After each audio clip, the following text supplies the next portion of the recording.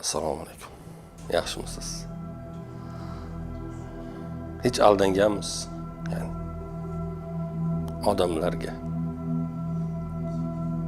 bo'lgan. Bu hozir aytib bermoqchi bo'lganim hikoya Jaloliddin Rumiyning masnaviysida keladi. Turkiylardan bir kishi Rum tomonga yo'lga chiqibdi. Bir karvon saroyiga to'xtab, u yerda biroz nafas rostlayman, dam olaman deb ulovni tashqariga qoldirib, o'zi ichkariga kirib, u yerdagi rumliklar bilan suhbat qilishibdi. Va aytibdiki, ey rumliklar, eshitamanki siz tomonda bir juda makkor bir yolg'onchi, ayni paytda o'zida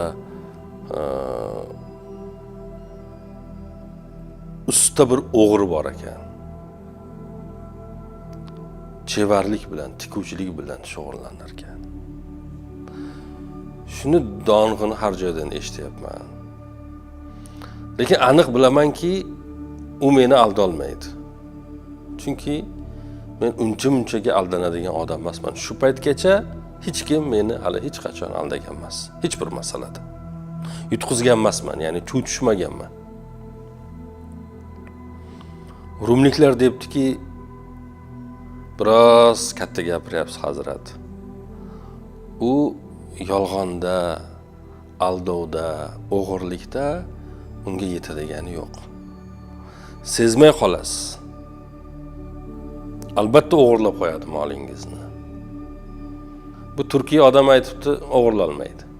Xullas tortishibdi va garov bog'lashibdi. Odam garovga otini qo'yibdi. Rumliklar chevarning eshigini ko'rsatib yuborishdi. Mana shu xonadonda u yashaydi. Buyuring, marhamat. Odam juda qimmatbaho bir matoni olib borib eshigini taqillatibdi. Chevar eshikni ochishi bilan xuddi 1000 yillik qadrdonni ko'rgandek ta'zim qilib, qo'lini ko'ksiga qo'yib salom berib, juda hurmatini joyiga qo'yibdi. Xush kelibsiz bizning yurtlarga. Qaysi shamollar uchirdi sizni? Juda ko'rganimdan xursandman. İsteysizmi men sizni bu Rum diyorining go'zal ayollari bilan tanishtiraman desa, yo'q, sen men debdi, chalg'itma debdi. Sen meni aldolmaysan debdi. Men chuv tushadiganlardan emasman. Yo, nega unday deyapsiz? Yuring, men sizni bu Rumda bo'ladigan juda zo'r jang san'atlari bor. Ular tomosha qildiraman. Yo'q, zo'r binolarimiz bor. Yo'q, kerak emas.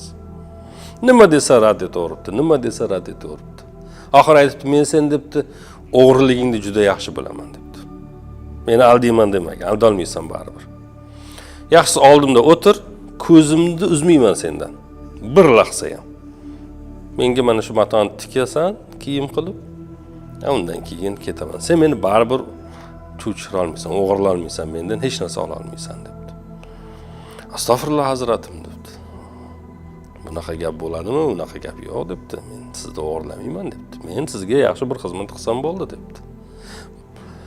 Matoni stolning ustiga tashlabdi. Odamning o'lchovlarini olibdi va suhbatga berilibdi. Bir latifalar aytibdi, boyagi odam qiqirlab kular ekan, boyagi turkiy. Shu kulganidan qahqaha otib kuldirar ekanda endi boyagi chevar turkiy odamni. Shu boshlari ko'tarilib kulganda odam ko'zi yumilib ketadi-ku. Har ko'zi yumilganda qo'lida o'tkir qaychisi bor ekan, shu matoni bir chekkasidan olib pastga tashlaverar ekanda. Bir chekkasidan olib pastga tashlaverar ekan. Keyin to'xtabdi o'g'ri. Latifa aytishdan to'xtabdi. Keyin aytibdi, "Nega to'xtading? Juda zo'r latifalar aytayotganding. Davom et latifa aytishda. Men bunaqa latifalarni eshitgan emasman." desa, boyagi o'g'ri aytgan ekan, "Agar yana hozir bitta latifa aytsam, siz bu o'rtaga qo'ygan matodan sizga ichki kiyim ham chiqmaydi. To'nga deb olib kelganingiz matodan ichki kiyim ham chiqmaydi. Siz meni aldolmaysan, o'g'irla olmaysan. Mening ikki ko'zim ustingda bo'ladi. bir qarish narsa ola olmaysan mendan devdingizmi? Devdingiz. Mana men hammasini olib qo'ydim, bir qarish qoldi.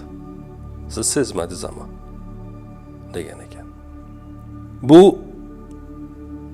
qissadan juda ko'p hissa chiqarsa bo'ladi.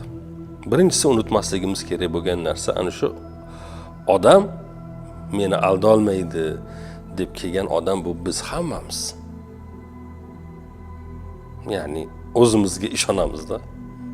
Go'yo bizni aldab bo'lmaydi. Endi u chevar bu dunyo. O'rtaga qo'yilgan mato bu bizning umrimiz. Kulgu boyagi nimalar, qahqaha otib kulganlarimiz, boyagi odamni qahqaha otib kulganlari bu ichimizdagi hoy-havaslar chalg'itib qo'yadi bizni, band qilib qo'yadi. Va u latifalar,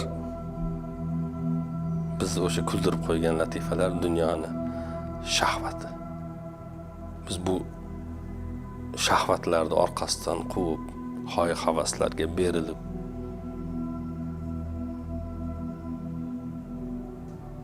umrimizni xarjlab qo'yganimizni, yo'qotib qo'yganimizni, sarflab qo'yganimizni har doim sezmaymiz. Lekin boyagi nima deydi? Biz har doim katta gapirishda davom etaveramiz.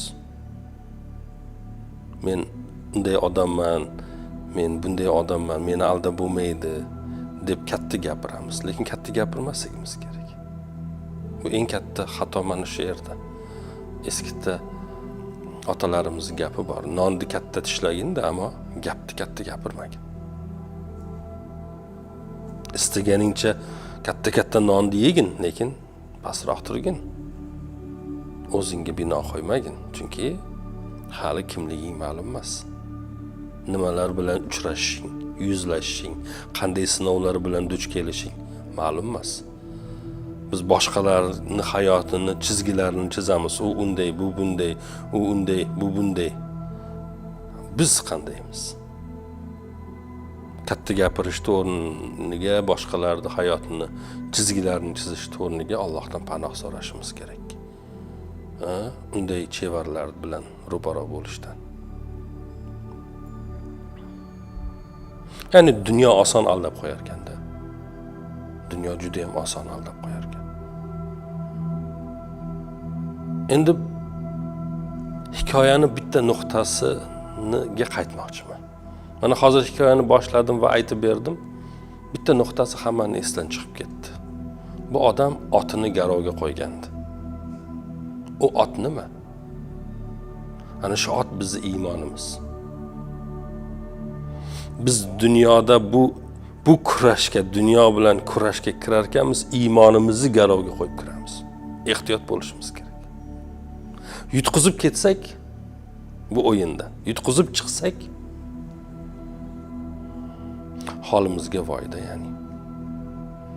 Shunaqa. Bu otni garovga qo'yadigan o'yinlarga kirmaslik kerak.